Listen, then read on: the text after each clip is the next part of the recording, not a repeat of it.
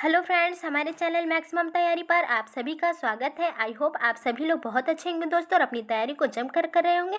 तो दोस्तों आज हम लोग यूपी टेट 2023 के लिए प्रैक्टिस नंबर 5 करने जा रहे हैं। अगर वीडियो पसंद है तो लाइक शेयर और सब्सक्राइब जरूर करिएगा और कमेंट बॉक्स में बताइएगा कि आपके कितने क्वेश्चन सही रहे। और दोस्तों ये भी यदि वीडियो आप सभी को अच्छे लगे तो ये भी बताइएगा कॉमेंट बॉक्स में, ठीक है। तो दोस्तों वीडियो को पूरा देखिएगा। शुरू करते हैं। क्वेश्चन नंबर फर्स्ट है, थॉर्नडाइक का सिद्धांत इनमें से किस वर्ग के तहत सूचीबद्ध किया जाता है? ए है व्यवहारिकता का सिद्धांत, बी है ज्ञानात्मक सिद्धांत, सी है मनोविश्लेषणात्मक सिद्धांत, डी है इनमें से कोई नहीं। तो थॉर्नडाइक के सिद्धांत को किस वर्ग में के तहत सूचीबद्ध किया दोस्तों? तो आंसर क्या हो जाए ए, व्यवहारिकता का सिद्धांत। थॉर्नडाइक के सिद्धांत को व्यवहारिकता का सिद्धांत कहते हैं। क्यों? क्योंकि ये क्या है, व्यवहारवादी है, व्यवहारवादी मनोवैज्ञानिक है, ठीक है दोस्तों। व्यवहारवादी मनोवैज्ञानिक है, इसलिए इनके सिद्धांत को व्यवहारिकता का सिद्धांत कहते हैं। इन्होंने दोस्तों अधिगम के 3 नियम दिए हैं। सीखने के जो है 3 नियम दिए इन्होंने। कौन कौन से?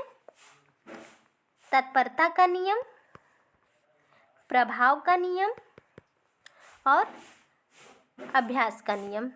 तत्परता का नियम, प्रभाव का नियम और अभ्यास का नियम। अभ्यास के नियम में 2 नियम आते हैं दोस्तों, एक उपयोग का नियम आता है और दूसरा जो है अनुप्रयोग का नियम आता है, ठीक है दोस्तों। उपयोग का नियम और अनुप्रयोग का नियम आता है, ये अभ्यास के नियम के अंतर्गत आते हैं। तो थॉर्नडाइक ने सीखने के 3 नियम दिए, तत्परता का नियम, प्रभाव का नियम और अभ्यास का नियम।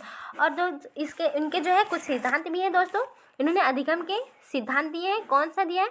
तो अधिगम का त्रुटि प्रयास सिद्धांत दिया है, अधिगम का त्रुटि प्रयास सिद्धांत दिया है। और इसी को अन्य किस नाम से जानते हैं? तो संबंधवाद के नाम से भी जानते हैं। संबंधवाद, बंधन सिद्धांत, उद्दीपन अनुक्रिया सिद्धांत,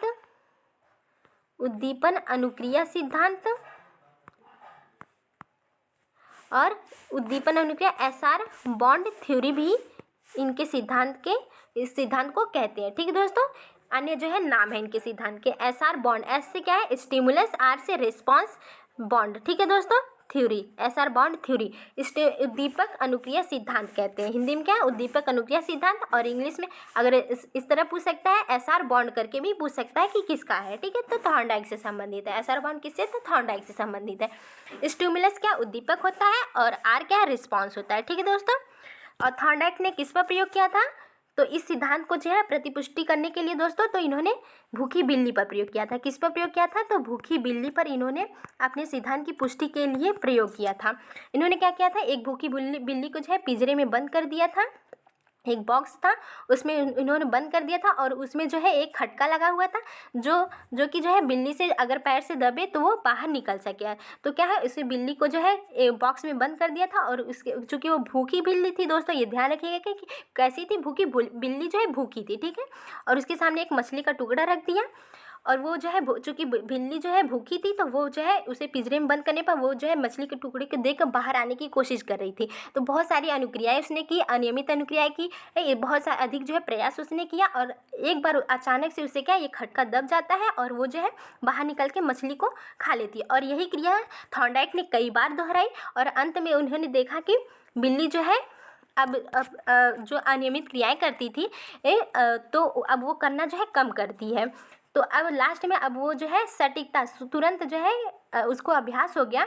उसने जो है खटके तुरंत उसे बंद करते और फिर वो खटके को दबा कर बाहर निकल आती है और अपनी भूख जो है मिटाती थी। तो उन्होंने यही इससे सिद्ध ये हुआ कि त्रुटि या प्रयास से यही सिद्ध हुआ कि उन्हें पहले से क्या किया, उसने त्रुटि की और बाद में जो है त्रुटि प्रयास करते करते उसे ये सीख मिली तो कि उसने खटका तुरंत दबाया और बाहर निकल आई, ठीक है दोस्तों। तो उसने खटका दबाना सीख लिया अंत में और यही जो है थॉर्नडाइक का त्रुटि प्रयास का नियम है, ठीक है। तो आंसर क्या हो जाएगा? ये व्यवहारिकता का सिद्धांत थॉर्नडाइक से संबंधित है। आगे देखते हैं दोस्तों।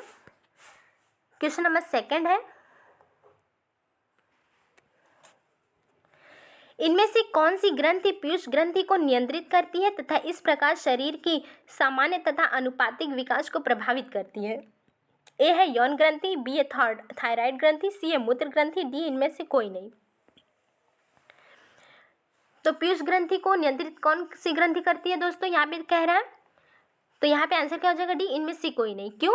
क्योंकि पीयूष ग्रंथि क्या है, स्वनियंत्रित ग्रंथि है दोस्तों, ठीक है, स्वनियंत्रित, ये खुद को ही खुद नियंत्रित करती है, ठीक है, इसे कोई अन्य ग्रंथि नियंत्रित नहीं करती है। पीयूष ग्रंथि को ये खुद जो है दूसरी अन्य ग्रंथियों को नियंत्रित करती है, इसीलिए इसे मास्टर ग्रंथि भी कहते हैं। पीयूष ग्रंथि को मास्टर ग्रंथि भी कहते हैं और ये मटर के दाने के समान होती है, ठीक है दोस्तों, पीयूष ग्रंथि मटर के दाने के समान होती है। आगे देखते हैं, क्वेश्चन नंबर 3 है,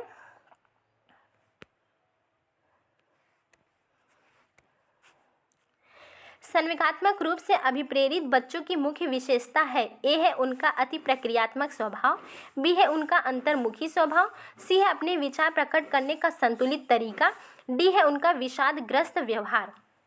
तो संवेगात्मक रूप से अभिप्रेरित बच्चे की मुख्य विशेषता क्या होगी दोस्तों? तो क्या हो जाएगा, उनका अति प्रक्रियात्मक क्या होगा, स्वभाव होगा।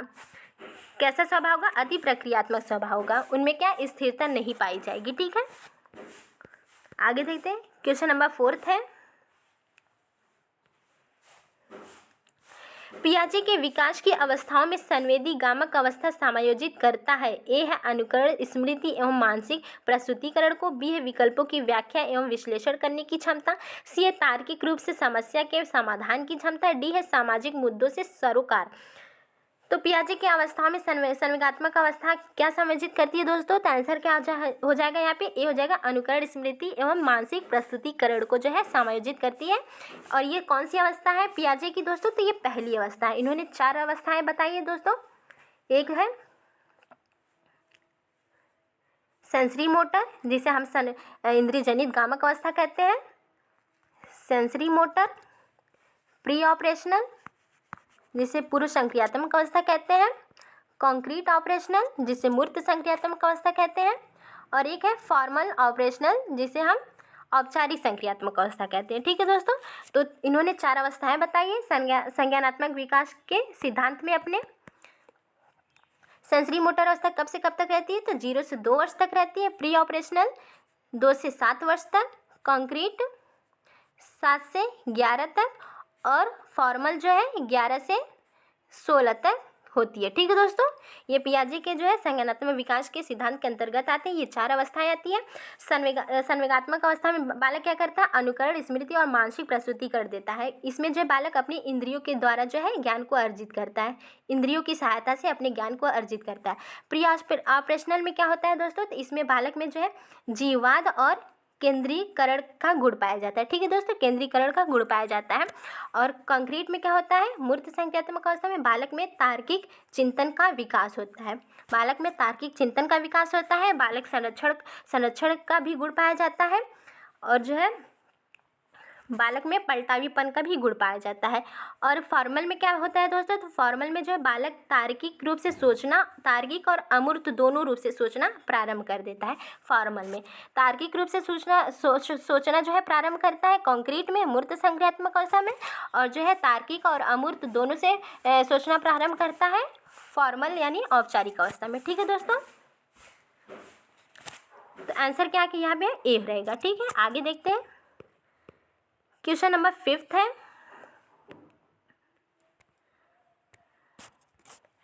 शैशवावस्था होती है। ए है 5 वर्ष तक, बी है 12 वर्ष तक, सी है 21 वर्ष तक, डी इनमें से कोई नहीं। तो शैशवावस्था कितने वर्ष तक होती है दोस्तों? आंसर क्या हो जाएगा दोस्तों? यहाँ पे आंसर हो जाएगा ए हो जाएगा 5 वर्ष तक। बाल विकास की 3 अवस्थाएं दोस्तों, बाल विकास की 3 अवस्थाएं होती है। कौन कौन सी? एक शैशवावस्था होती है, शैशवावस्था 0 से 6 वर्ष तक। बाल्यावस्था होती है 6 से 12 वर्ष तक, और किशोरावस्था होती है 12 से 18 वर्ष तक। तो ये बाल विकास की 3 अवस्थाएं होती हैं दोस्तों। तो शैशवावस्था यहाँ पे क्या हो जाएगा? 5 वर्ष तक। ये ऑप्शन के हिसाब से लगेगा, ठीक है दोस्तों। आगे देखते हैं, क्वेश्चन नंबर 6 है, व्यक्तिगत भिन्नताओं के मापन की सर्वोत्तम मापनी है। ए है नामित मापनी, बी है अंतराल मापनी, सी है क्रम सूचक मापनी, डी है समानुपातिक मापनी। तो व्यक्तिगत भिन्नताओं के मापन की सर्वोत्तम मापनी कौन सी है दोस्तों? तो क्या हो जाएगा? आंसर बी हो जाएगा अंतराल मापनी। व्यक्तिगत भिन्नताओं के मापन की सर्वोत्तम मापनी कौन सी है? अंतराल मापनी होती है, ठीक है दोस्तों। स्टीवेंसन ने दोस्तों जो है मापन के 4 स्तर बताए हैं। स्टीवेंसन ने स्टीवेंसन ने मापन के 4 स्तर दिए हैं। कौन कौन से? तो एक हो गया नामित मापनी, पहला हो गया। दूसरा जो है क्रम सूचक मापनी हो जाएगा। तीसरा अंतराल मापनी हो जाएगा और चौथा समानुपातिक मापनी हो जाएगा। ठीक है दोस्तों, नामित मापनी पहला, इसमें नाम के आधार पे नाम का जो है मापन किया जाता है। क्रम सूचक में जो है नाम और क्रम दोनों के द्वारा मापन किया जाता है। और अंतराल में मापने में क्या होता है, नाम क्रम के साथ साथ अंतराल के साथ जो है मापन किया जाता है। और समानुपातिक जो है ये जो है मापन की सबसे सर्वोत्तम जो है स्तर होता है। ठीक है दोस्तों, मापन का सबसे सर्वोत्तम स्तर अगर पूछे कौन सा होता है तो समानुपातिक मापनी होता है। और मापन दोस्तों कितने प्रकार के होते हैं? 2 प्रकार से। एक जो है गुणात्मक होता है, गुणात्मक, और दूसरा मात्रात्मक होता है। गुणात्मक जो होता है कौन सा आता है? गुणात्मक जिसे हम छू नहीं सकते, देख नहीं सकते, वे सभी चीज़ें आती हैं दोस्तों। इसमें क्या हो गया, बुद्धि हो गया, व्यक्तित्व हो गया, इसमें इन सब का मापन किया जाता है। मात्रात्मक में लंबाई, चौड़ाई, ऊंचाई, इसमें जो है जिसे हम जो भौतिक वस्तु होती है जिसे छू देख सकते हैं तो उन सब का मापन किया जाता है मात्रात्मक में। आगे देखते हैं क्वेश्चन नंबर 6।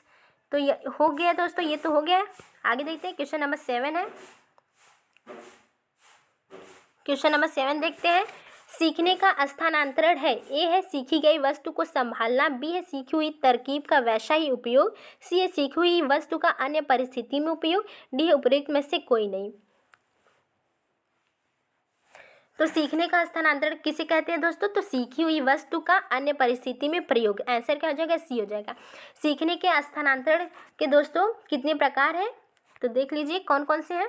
एक पार्श्वी होता है, सीखने का स्थानांतरण पार्श्वी स्थानांतरण होता है। और एक जो है ऊर्ध्वाधर स्थानांतरण होता है, ऊर्ध्वाधर स्थानांतरण होता है। और एक जो है अनुक्रमिक होता है, अनुक्रमिक स्थानांतरण होता है। एक समस्तर या क्षैतिज स्थानांतरण होता है, समस्तर या क्षैतिज कह लेंगे। और एक कौन सा है? द्विपार्श्वीय स्थानांतरण होता है, द्विपार्श्वीय स्थानांतरण होता है। पार्श्वीय स्थानांतरण में क्या होता है दोस्तों? तो इसमें जो है सीखे हुए जो कौशल होता है उसका सेम परिस्थिति में प्रयोग करना जो है पार्श्वीय स्थानांतरण होता है। जैसे कोई बालक जो है स्कूल में सीखा 6 से 8 में से 6 घटाएंगे तो आ जाएगा 2। तो इसी का प्रयोग वो अपने घर जाके जो है उसके पास जो है 8 गेंदें थी और उसमें से उसने 2 जो है अपनी बहन को दे दिया। तो उसके पास कितने गेंदें बची? तो 2 बची, जिसमें से 8 गेंदें थी और 6 अपनी बहन को दिया, 2 बची दोस्तों। तो इसी का जो है वो सेम परिस्थिति में कर रहा है। तो यहाँ पे पार्श्वीय स्थानांतरण हो जाएगा। ऊर्ध्वाधर स्थानांतरण क्या होगा?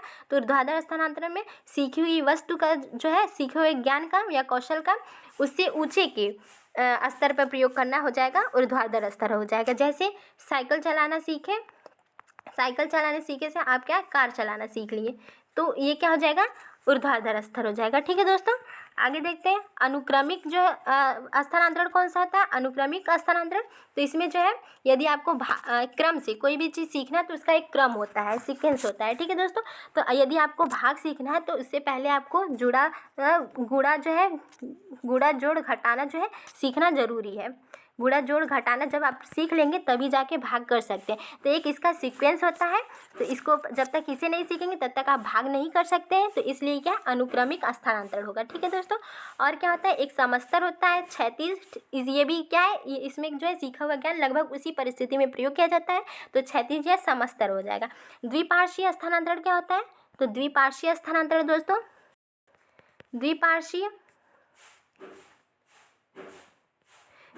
स्थानांतरण में क्या होता है? तो इसमें जो है जैसे शरीर के 2 भाग होते हैं दोस्तों, एक दायां भाग हो गया और एक बायां भाग हो गया। ठीक है, तो दाएं भाग में जो सीखा हुआ ज्ञान होगा उसे हम बाएं भाग में प्रयोग कर लेंगे। तो सेम उसी तरह जो है जो भी चीज़ें अगर फेफड़े के बारे में इधर पढ़ा तो सेम फेफड़े के बारे में इधर वाले में पढ़ेंगे, तो इसका ज्ञान इसमें जो है प्रयोग कर सकते हैं। तो यही क्या द्विपार्श्वीय स्थानांतरण हो जाएगा। ठीक है दोस्तों, तो ये हो गया सीखने के स्थानांतरण के प्रकार। तो आंसर यहाँ पे सी है। आगे देखते हैं क्वेश्चन नंबर 8 है। बालक की क्रियाओं को नियमित करने तथा रुचि उत्पन्न करने के लिए कौन सा कारक उत्तरदायी है? ए है प्रेरणा, बी है समझ, सी है ज्ञान, डी है स्व अध्ययन। बालक की क्रियाओं को नियमित करने और रुचि उत्पन्न करने के लिए कौन सा कारक उत्तरदायी होता है दोस्तों? आंसर क्या हो जाएगा? ए, प्रेरणा। मोटिवेशन दोस्तों जो है उनकी क्रियाओं को नियमित करने और रुचि उत्पन्न करने के लिए बहुत ही ज़रूरी होता है। ठीक है, आप अपने को ही देख लीजिए, जब आप मोटिवेट रहते हैं किसी कार्य को या पढ़ने के लिए तो क्या आप उससे क्या नियमित करते रहते हैं और उसके प्रति आप में क्या रुचि उत्पन्न होती है। तो ठीक वही कह रहा है कि अगर इसके लिए उत्तरदायी कारक कौन सा होगा? तो प्रेरणा यानी मोटिवेशन। ठीक है, ये मोटिवेशन दोस्तों दो प्रकार का होता है। ठीक है, एक आंतरिक होता है और एक बाह्य होता है। जब आंतरिक रूप से आप प्रेरित होंगे तो आप क्या अत्यधिक चीज़ें सीख लेते हैं, आपको जो है उसमें अधिक रुचि होती है। और एक बाह्य होता है, इसको आंतरिक को सकारात्मक भी कह सकते हैं और बाह्य को नकारात्मक भी कह सकते हैं। ठीक है दोस्तों, आगे देखते हैं। क्वेश्चन नंबर 9 है, मूल्यांकन का उद्देश्य है। ए है बच्चे को उत्तीर्ण या अनुत्तीर्ण घोषित करना, बी है बच्चों ने क्या सीखा यह जानना, सी है बच्चे के सीखने में आई कठिनाई को जानना, डी उपयुक्त सभी। तो मूल्यांकन का क्या उद्देश्य होता है दोस्तों? तो बच्चे को उत्तीर्ण या अनुत्तीर्ण घोषित करना होता है, बच्चे ने क्या सीखा यह जानना होता है, या बच्चे के सीखने में आई कठिनाई को जानना। तो ये सभी मूल्यांकन के ही उद्देश्य होते हैं। ठीक है दोस्तों, आंसर क्या हो जाएगा? डी, सभी होते हैं। मूल्यांकन दोस्तों दो प्रकार का होता है, कौन कौन सा? तो एक रचनात्मक मूल्यांकन होता है, और दूसरा जो है योगात्मक होता है। रचनात्मक में क्या होता है दोस्तों? तो रचनात्मक मूल्यांकन में हम जो अध्यापक जो है अधिगम के दौरान ही बालक का मूल्यांकन करता है। ठीक है दोस्तों, अधिगम के दौरान ही बालक का मूल्यांकन करता है, तो इसे रचनात्मक मूल्यांकन कहेंगे। योगात्मक मूल्यांकन किसे कहेंगे? तो जो है इसमें जो है शैक्षिक सत्र के दौरान जो है मूल्यांकन करने को योगात्मक मूल्यांकन कहते हैं। रचनात्मक क्या होता है? जैसे अगर टीचर ने जो है अभी कोई भी विषय वस्तु पढ़ा रहा है और उसी बीच में बालक से उठा के पूछ दिया उससे संबंधित कोई क्वेश्चन, तो इसमें वो अध्यापक क्या कर रहा है? तो उसका जो है मूल्यांकन कर रहा है। ठीक है, कि उसने कितना सीखा और कितना नहीं सीखा। ठीक है, तो इसलिए क्या ये अधिगम के दौरान ही अध्यापक कर रहा है, तो ये रचनात्मक मूल्यांकन हो जाएगा। और योगात्मक मूल्यांकन क्या होगा? सारे जो है कोर्स ख़त्म करने के बाद एक दिन जाके सभी बच्चों का टेस्ट ले लिया जाए या फिर एग्ज़ाम करा दिया जाए उससे संबंधित, और फिर जो है रिजल्ट घोषित कर दिया जाए, तो ये क्या है? योगात्मक मूल्यांकन हो जाएगा। ठीक है दोस्तों, इसमें क्या रचनात्मक में जो है उसकी कमियों को दूर किया जाता है, बालक की कमियों को दूर किया जाता है। ठीक है, आगे देखते हैं। क्वेश्चन नंबर 10 है दोस्तों, आशा 14 वर्ष की आयु में वह सब कार्य करती है जो अधिकतर 6 से 7 वर्ष के बच्चे करते हैं। आशा की यह अवस्था का कारण है, ए है मानसिक अक्षमता, बी है अपंगता, सी है आनुवंशिकता, डी है कुपोषण। तो इसकी अवस्था का कारण क्या है कि वो 14 वर्ष की आयु की तो है, लेकिन उसके अंदर जो है उसमें क्या है 6 से 7 वर्ष के बच्चों की अधिकतर जो है कार्य वो करती है, जो मतलब अभी छोटे से छोटे बच्चे जो 6 से 7 वर्ष के बालक जो कार्य करते हैं वो करती है जो 14 वर्ष की आशा है। तो इसमें कौन सी अवस्था होगी? तो मानसिक अक्षमता का कारण होगा। इसका कारण क्या हो गया? मानसिक अक्षमता का कारण जो है वो ऐसा करती है। तो यहाँ पे ए हो जाएगा आंसर। ठीक है दोस्तों, ये तो वही क्वेश्चन आ गया दोस्तों। तो आज के लिए दोस्तों बस इतना ही। अगर वीडियो पसंद आए तो लाइक शेयर और सब्सक्राइब जरूर करिएगा और कमेंट बॉक्स में बताइएगा कि आपको वीडियो कैसा लगा। दोस्तों आप लोग ज़रूर बताइएगा, वीडियो देखते हैं आप लोग लेकिन कमेंट नहीं करते हैं, तो इसलिए प्लीज़ कमेंट करिएगा, जिससे मैं अगली वीडियो और भी अच्छा जो है लेकर आऊँगी क्वेश्चन और अच्छे से उसे एक्सप्लेन करूँगी। ठीक है दोस्तों, तो धन्यवाद।